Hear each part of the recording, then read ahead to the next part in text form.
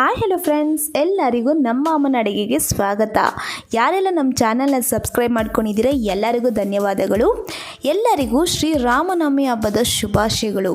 ಶ್ರೀ ರಾಮನವಮಿ ಅಂದರೆ ಪಾನಕ ಮಜ್ಜಿಗೆನೇ ವಿಶೇಷ ಅಲ್ವಾ ಫ್ರೆಂಡ್ಸ್. ಇವತ್ತು ಈ ವಿಡಿಯೋದಲ್ಲಿ ಪಾನಕ ಮತ್ತು ಮಜ್ಜಿಗೆ ಸುಲಭ ರೀತಿಯಲ್ಲಿ ಮಾಡೋದು ಹೇಗೆ ಅಂತ ತೋರಿಸ್ಕೊಡ್ತಾ ಇದ್ದೀನಿ. ತುಂಬಾ ಟೇಸ್ಟಿಯಾಗಿರುತ್ತೆ. ನಮ್ಮ ಮನೆಯಲ್ಲಿರುವಂತಹ ಇಂಗ್ರೀಡಿಯೆಂಟ್ಸ್ ಇಟ್ಕೊಂಡೆ ಬೇಗನೆ ಮಾಡ್ಕೋಬೋದು. ಬನ್ನಿ ಇಂಗ್ರೀಡಿಯೆಂಟ್ಸ್ ನೋಡ್ಕೊಂಬರೋಣ. ಇಲ್ಲಿ 4 ಟೇಬಲ್ ಸ್ಪೂನ್ ಆಗೋಷ್ಟು ಬೆಲ್ಲನ ಸ್ಕ್ರೇಪ್ ಮಾಡಿ ಇಟ್ಕೊಂಡಿದ್ದೀನಿ. ಏಲಕ್ಕಿ 1/4 ಟೀ ಸ್ಪೂನ್ ಆಗೋಷ್ಟು ಈ ಥರ ಜಜ್ಜಿ ಇಟ್ಕೊಂಡಿದ್ದೀನಿ. ಹಾಗೆಯೇ 1/4 ಟೀ ಸ್ಪೂನ್ ಆಗೋಷ್ಟು ಕಾಳುಮೆಣಸು ಪುಡಿ, ಮತ್ತು ನಾನಿಲ್ಲಿ ನೀರು 250 ml ನೀರು ತಗೊಂಡಿದ್ದೀನಿ. ಇಲ್ಲಿ ನಾನು ಮೊದಲು ಒಂದು ಬೌಲ್ಗೆ ನೀರನ್ನು ಹಾಕೊತಾ ಇದ್ದೀನಿ. ಮೊದಲು ನಾನು ಅರ್ಧ ಹಾಕ್ಕೊಂಡಿದ್ದೀನಿ. ನಾನು ತಗೊಂಡಿರುವಂತಹ ನೀರಲ್ಲಿ ಅರ್ಧ ಹಾಕ್ಕೊಂಡು ಮೊದಲು ನಾನು ಬೆಲ್ಲ ಎಲ್ಲ ಹಾಕ್ಕೊಂಡು ಕಲಿಸ್ಕೊತೀನಿ. ಅದಾದಮೇಲೆ ನಮಗೆ ನೀರು ಯಾವ ಥರ ಬೇಕು ಕನ್ಸಿಸ್ಟೆನ್ಸಿ ನೋಡಿಕೊಂಡು ಹಾಕೋಬೋದು. ಇವಾಗ ನಾನು ಏಲಕ್ಕಿ ಪುಡಿ ಹಾಗೆಯೇ ಕಾಳುಮೆಣಸು ಇಷ್ಟು ಹಾಕ್ಕೊಂಡು ಒಂದ್ಸತಿ ಚೆನ್ನಾಗಿ ಕಲಿಸ್ಕೊತಾ ಇದ್ದೀನಿ. ನೀವು ಪಾನಕ ಮಾಡುವಾಗ ನೀರು ತಣ್ಣಗಿರಬಾರ್ದು, ಅಂದರೆ ಫ್ರಿಜ್ಜಲ್ಲಿ ಇಕ್ಕಿರೋ ನೀರಲ್ಲಿ ಮಾಡಬೇಡಿ. ಯಾಕಂದರೆ ಬೆಲ್ಲ ಅದು ಕರಗೋದಿಲ್ಲ. ಅದಕ್ಕೆ ಮಾಮೂಲಿ ರೂಮ್ ಟೆಂಪರೇಚರಲ್ಲಿ ನೀರು ಇರುತ್ತಲ್ಲ, ಅದೇ ನೀರಲ್ಲೇ ನೀವು ಮಾಡಿಕೊಂಡು ಅದಾದಮೇಲೆ ಬೆಲ್ಲೆಲ್ಲ ಕರಗಿದ ಮೇಲೆ ನಿಮಗೇನಾದರೂ ತಣ್ಣಗಿರೋ ನೀರು ಬೇಕಂದರೆ ನೀವು ಹಾಕೋಬೋದು. ಇವಾಗ ನೋಡಿ ಇದೆಲ್ಲ ಚೆನ್ನಾಗಿ ಮಿಕ್ಸ್ ಮಾಡ್ಕೊಂಡಿದ್ದಾದಮೇಲೆ ನಾನು ಮತ್ತೆ ಇನ್ನು ಉಳಿದಿರೋ ನೀರನ್ನು ಹಾಕೊತಾ ಇದ್ದೀನಿ. ಇವಾಗ ನೋಡಿದ್ರಲ್ಲ, ಇವಾಗ ಇದೆಲ್ಲ ಹಾಕ್ಕೊಂಡು ಒಂದ್ಸತಿ ಮಿಕ್ಸ್ ಮಾಡಿಕೊಂಡ್ರೆ ಪಾನಕ ರೆಡಿಯಾಗಿದೆ. ಎಷ್ಟು ಈಸಿ ಅಲ್ವಾ ಫ್ರೆಂಡ್ಸ್. ತುಂಬ ಈಸಿಯಾಗಿ ಮಾಡ್ಕೋಬೋದು. ಹಾಗೆಯೇ ಟೇಸ್ಟು ತುಂಬ ಚೆನ್ನಾಗಿರುತ್ತೆ. ಇವಾಗ ಪಾನಕ ಎಲ್ಲ ರೆಡಿಯಾಗಿದೆ ನೋಡಿ. ಈ ಥರ ನೀವು ಟೈಮ್ ಇಲ್ಲ ಅಂದರೆ ನೀವು ಬೇಗನೆ ಮಾಡ್ಕೋಬೋದು. ತುಂಬ ಈಸಿಯಾಗಿ ಮಾಡುವಂತಹ ಒಂದು ರೆಸಿಪಿ ಅಂತಲೇ ಹೇಳ್ಬೋದು. ಇವಾಗ ನೋಡಿ ಇದೆಲ್ಲ ರೆಡಿಯಾಗಿದೆ. ನಾನು ಸರ್ವಿಂಗ್ ಗ್ಲಾಸಲ್ಲಿ ಹಾಕ್ತಾಯಿದ್ದೀನಿ. ಹಾಗೆಯೇ ನೀವು ಬೇಸಿಗೆ ಟೈಮಲ್ಲಿ ಈ ಥರ ಎಲ್ಲ ಮಾಡ್ಕೋಬೋದು. ತುಂಬಾ ಚೆನ್ನಾಗಿರುತ್ತೆ. ನೋಡಿದ್ರಲ್ಲೇ ಇವಾಗ ಪಾನಕ ರೆಡಿಯಾಗಿದೆ. ಮಜ್ಜಿಗೆ ಮಾಡೋದು ಹೇಗೆ ಅಂತ ನೋಡ್ಕೊಂಬರೋಣ.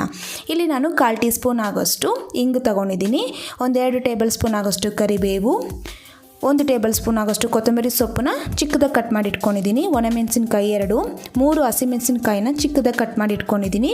ಸಾಸಿವೆ 1/4 ಟೀ ಸ್ಪೂನ್ ಆಗೋಷ್ಟು ಬೇಕಾಗುತ್ತೆ. ಹಾಗೆಯೇ ಇಲ್ಲಿ ನಾನು ಒಂದು ಅರ್ಧ ಕಪ್ ಆಗೋಷ್ಟು ಮೊಸರನ್ನ ತೊಗೊಂಡಿದ್ದೀನಿ. ಎಣ್ಣೆ 2 ಟೇಬಲ್ ಸ್ಪೂನ್, ರುಚಿಗೆ ತಕ್ಕಷ್ಟು ಉಪ್ಪು, ಹಾಗೆಯೇ ನೀರು ಕೂಡ ನಾನಿಲ್ಲಿ 250 ml ನೀರು ತೊಗೊಂಡಿದ್ದೀನಿ. ಮಾಡೋದು ಹೇಗೆ ಅಂತ ನೋಡೋಣ. ಮೊದಲು ಒಂದು ಬೌಲ್ಗೆ ನಾನು ಮೊಸರನ್ನು ಹಾಕೊತಾ ಇದ್ದೀನಿ. ಇಲ್ಲಿ ನಾನು ಗಟ್ಟಿ ಮೊಸರೇ ತೊಗೊಂಡಿರೋದು.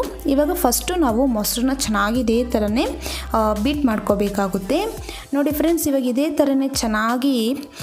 ಥರ ನಾವು ಮೊಸರನ್ನ ಬೀಟ್ ಮಾಡೋದು. ಗಂಟು ಏನಿರುತ್ತೆ ಅದೆಲ್ಲ ಇರೋದಿಲ್ಲ.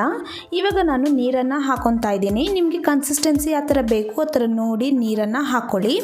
ಇವಾಗ ನೀರು ಹಾಕ್ಕೊಂಡು ಚೆನ್ನಾಗಿ ನಾವು ಇದೇ ಥರನೇ ಮಜ್ಜಿಗೆ ಕಡಿತಾರಲ್ಲ ಆ ಥರನೇ ನಾವು ಮಾಡ್ಕೋಬೇಕಾಗುತ್ತೆ. ಇವಾಗ ಇದೇ ಥರ ನಾವು ಮಾಡೋದ್ರಿಂದ ಅದು ತುಂಬಾ ಚೆನ್ನಾಗಿ ಸೆಟ್ ಆಗುತ್ತೆ. ಇವಾಗ ನಾನು ಕರಿಬೇವನ್ನು ಈ ಥರ ಕೈಯಲ್ಲಿ ಕಿತ್ತಿ ಹಾಕೊತಾ ಇದ್ದೀನಿ. ಯಾಕಂದರೆ ಈ ಥರ ಮಾಡೋದ್ರಿಂದ ತುಂಬಾ ಟೇಸ್ಟಿಯಾಗಿರುತ್ತೆ. ಅದೊಂಥರ ನಮಗೆ ಮಜ್ಜಿಗೆ ಕುಡಿದಾಗ ತುಂಬ ಚೆನ್ನಾಗಿರುತ್ತೆ ಅದು ಫ್ಲೇವರು. ಹಾಗೆಯೇ ಕೊತ್ತಂಬರಿ ಸೊಪ್ಪು ಮತ್ತು ರುಚಿಗೆ ತಕ್ಕಷ್ಟು ಉಪ್ಪನ್ನು ಹಾಕ್ಕೊಂಡು ಒಂದ್ಸತಿ ಮಿಕ್ಸ್ ಮಾಡ್ಕೊತಾ ಇದ್ದೀನಿ. ನೋಡಿದ್ರಲ್ಲ. ಹಾಗೆಯೇ ಕರಿಬೇವು ಇಲ್ಲಿ ನಾನು 2 ಕಡ್ಡಿ ತೊಗೊಂಡಿದ್ದೆ. 1 ಕಡ್ಡಿ ಈ ಥರ ಹಾಕ್ಕೊಂಡಿದ್ದೀನಿ. ಇನ್ನೊಂದು ಕಡ್ಡಿ ನಾನು ಒಗ್ಗರಣೆಗೆ ತಗೊತೀನಿ. ಇವಾಗ ಸ್ಟವ್ ಹಚ್ಚಿ ನಾನೊಂದು ಚಿಕ್ಕ ಕಡಾಯನ್ನು ಇಟ್ಕೊಂಡು ಇವಾಗ ಇದಕ್ಕೆ ನಾನು ಎಣ್ಣೆ ಹಾಕ್ಕೊಂಡಿದ್ದೀನಿ. ಎಣ್ಣೆ ಬಿಸಿ ಆದಮೇಲೆ ಸಾಸಿವೆನ ಹಾಕ್ಕೊಂಡಿದ್ದೀನಿ. ಸಾಸಿವೆ ಎಲ್ಲ ಚೆನ್ನಾಗಿ ತರಿಸಿಡಿದ ಮೇಲೆ ಇವಾಗ ಇದಕ್ಕೆ ನಾನು ಹಸಿಮೆಣಸಿನ್ಕಾಯಿನ ಹಾಕ್ಕೊತಾ ಇದ್ದೀನಿ.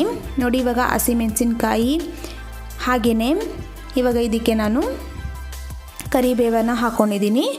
ಮತ್ತು ಜಾಸ್ತಿನೂ ನೀವು ಇದನ್ನು ಫ್ರೈ ಮಾಡೋಕ್ಕೆ ಹೋಗ್ಬಿಡಿ. ಲೈಟಾಗಿ ಅದು ಬೇಗ ಒಗ್ಗರಣೆ ಒಂದು ಹಾಕಿದ ತಕ್ಷಣ ಇನ್ನೊಂದು ಹಾಕ್ಕೊಂಡು ಹಾಗೆಯೇ ಲೈಟಾಗಿ ಫ್ರೈ ಮಾಡಿಕೊಂಡು ನಾವು ಬೇಗನೆ ಹಾಕೋಬೇಕಾಗುತ್ತೆ. ಇವಾಗ ಒಣಮೆಣಸಿನ್ಕಾಯಿ ಹಾಗೆಯೇ ಹಿಂಗನ್ನು ಹಾಕ್ಕೊಂಡು ನೋಡಿ ಲೈಟಾಗಿ ಹಿಂಗೆ ಫ್ರೈ ಮಾಡಿಕೊಂಡು ನಾವು ಒಗ್ಗರಣೆನ ಮಜ್ಜಿಗೆಗೆ ಹಾಕ್ಕೊಂಡ್ರೆ ಕರೆಕ್ಟಾಗಿರುತ್ತೆ.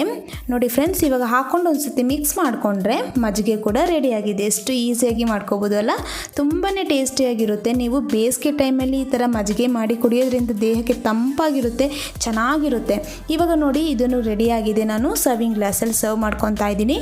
ನೋಡಿದ್ರಲ್ಲ ಎಷ್ಟು ಈಸಿಯಾಗಿ ಪಾನಕ ಮಜ್ಜಿಗೆ ಮಾಡೋದು ಹೇಗೆ ಅಂತ.